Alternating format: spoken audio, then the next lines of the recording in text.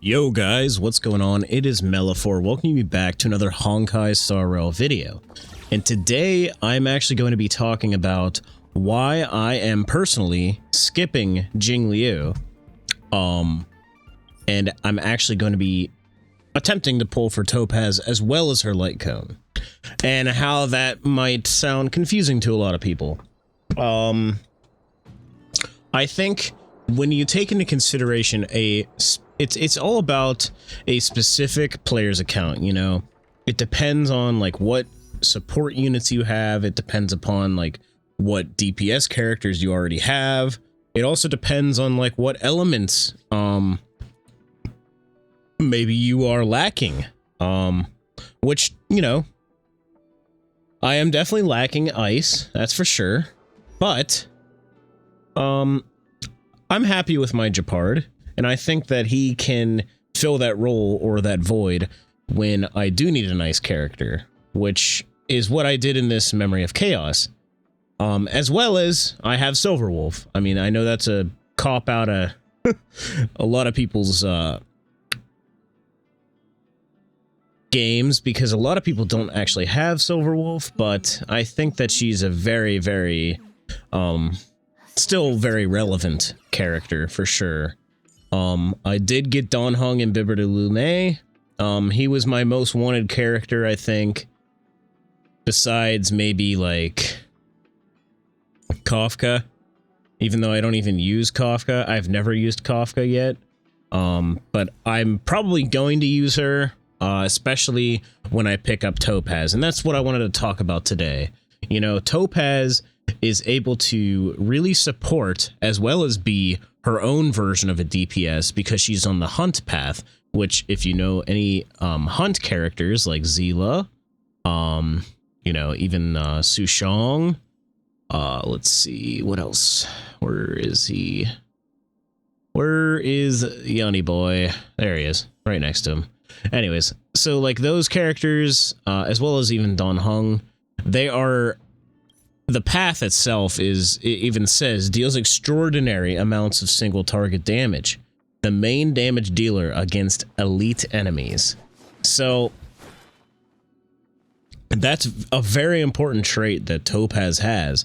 But not only is she able to sustain and deal damage on her own, at least hypothetically, I don't really know, I've never seen damage numbers from Topaz herself, would be the addition that she is able to support as well, which is the harmony path. She can apply buffs to allies. Even with her light cone, she can apply buffs with the light cone. And the cool thing about her light cone is it applies a 20% crit damage buff to all of your characters, to your entire team, basically. So she's going to be buffing, especially my Jingliu. Any, like, erudition path character, she's going to be buffing. So, like, not only is she the hunt, but she's also the erudition, and she's also harmony. She's, like, 3 paths in one character. In my opinion, that's pretty insane. But that's just me. With Jingliu, I would say she's probably destruction, the hunt. Like, she's just a DPS character. That's what it is when it comes down to I don't know, like, when it comes down to, like, talking about Jingliu as a DPS character, you also are comparing, like, Topaz, for example, where she does not only have a role of being a DPS character, if that makes sense. So... in hindsight, Jingliu, as well as, you know, any of these DPS characters that I have, whether that be Blade, Jingliu, Zila, or even Don Hung himself, like, if a character is only capable of just dealing damage and that's all they do, that is a sign of a character that's going to be getting power crept. Whereas... I think characters, you know, like, even like Kafka, even though I haven't really used her a whole lot yet.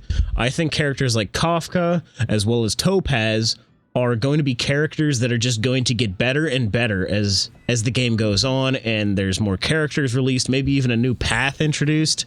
The possibilities are endless with those kinds of characters when they have when they're not limited to their path, but they also have additional capabilities within their kit. You know, Kafka, albeit like she's very heavy on the Nihility side, she can also do follow-up attacks, so Topaz might even be able to buff her. She might become like a cracked character with the Kritka build, or whatever people want to call it. I'm personally getting Topaz for my Jingliu, and also I think she would be a great pickup for Kafka as well. And Blade. Yes, he does follow-up attacks when he deals, or when he takes damage and gets the 5 stacks. So those are my goals, I guess you could say, for my account. And I think like going back to what I was saying earlier, it's all dependent on like your own progress on your own account, obviously.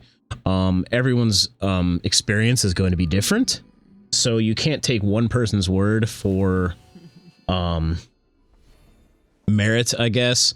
So definitely, like, you know, analyze your own account, see what you have, see like, hey, if I got a Jingliu, would this benefit my account? Do I not have Blade, Jingyuan, Zila, you know, all these other DPS characters, Dan Heng, and Bibber de Lune? I would say if you don't have Blade or Dan Heng, I think Jingliu would be a must-have pickup for your account. I could be wrong, but I think that she's going to outclass any other DPS that you wouldn't already have, besides maybe Zila. Because the thing about Zila, in my opinion, is, you know, she can, like, if she defeats an enemy, she can go again. As far as I know, Jingliu doesn't really have any kind of buff like that, unless there maybe be an Eidolon or something like that. But I think in her base kit, she doesn't have anything like that, so there are occasions where I think Zila might outpower Jingliu, but it might be neck and neck, honestly, with how their kits are built and how they might differ. So yeah, going back to what I was saying, the whole reason that I was like recording this video, I guess, is to just talk about the fact that I want to skip Jingliu to also prove to myself that I can skip a character, because this is the only character, limited like release character, banner, whatever you want to call it, that I have not picked up yet. And I just want to prove to myself that I can skip a character. So it's kind of like a testament to myself to just, you know, be able to say, yes, I can skip a character if I need to. Like, I think that's a very important thing for anybody to do that may be like struggling financially in any of these games. Obviously, never spend money that you don't have. That's kind of a given. But a lot of people don't ever take that into account when there's FOMO and, you know, all these ads that are trying to trick your brain into thinking that, oh, you know, if you don't get this character, you will never be able to beat the game, you know? That's the kind of like mindset that these like cookies and ads put in your head. When in fact, like, you don't need Jingliu to beat the game. You don't need Blade to beat the game. Maybe you need one of them. That's for sure. But honestly, I actually don't know. Besides maybe I guess Yukong at E6 could act as her own DPS in a sense, but I'm genuinely curious about your guys' opinion on, if you did not have any 5-star DPS character, DPS focus character, what would be the best one to build and why? Like, would it be Su Shang? Would it be Dan Heng? Base Dan Heng. I don't have any Eidolons for him, but would it be him, you know? Like, which character would it be? Maybe you do need one of the 5-star DPS characters to beat the Memory of Chaos. Although, I think there are 4-star runs of it already. And that's the other thing, like, I was able to beat Memory of Chaos without Jingliu. So clearly, I don't need her. And that's an obvious thing. And the other thing that I, like, was going back to, like I said, you know, analyze your own account, see, like, what character, what type of element you need, what path you may need of that element, etc., etc. And that's why I think I'm gonna go, well, I am going to go for Topaz, is because of the fact that, I just don't need another DPS character. So, Topaz would be better benefiting my account. And the other thing is, like, if you think about it, I don't think I talked about this yet, is, like, Pela, for example. You know, she's, like, one of Jingliu's best supports. I have her at E6, but I don't have her built. So, like, that's the other thing. Like, do I have enough resources to build all these other characters up? Do I have enough relics for all these different characters? Do I have light cone for this character? That's the other thing. Like, if I take a look at my destruction light cones, I have Blade's light cone, I have Dunhung's light cone, and then I have these two. Now, this is actually a really good light cone for Jingliu, and so is this, but I only have it at S1. So these two are very good. I do not have the Simulated Universe light cone, because I got these two, which I kind of regret, because I wanted to get, I wanted to use that one light cone for preservation for my Fushuan, but I ended up getting her light cone instead, so anyways, that's getting a little off track. Obviously, I would have a light cone for my Jingliu, and it actually would not be that much of a difference, based on the spreadsheets that I've seen. However, going back to my original point, like, I have a Jingyuan, which is lightning. I have a Quantum Zila. These are all DPS characters, mind you.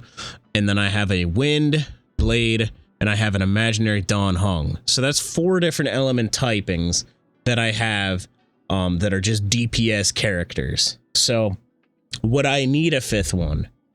I don't think so, because I have Silverwolf.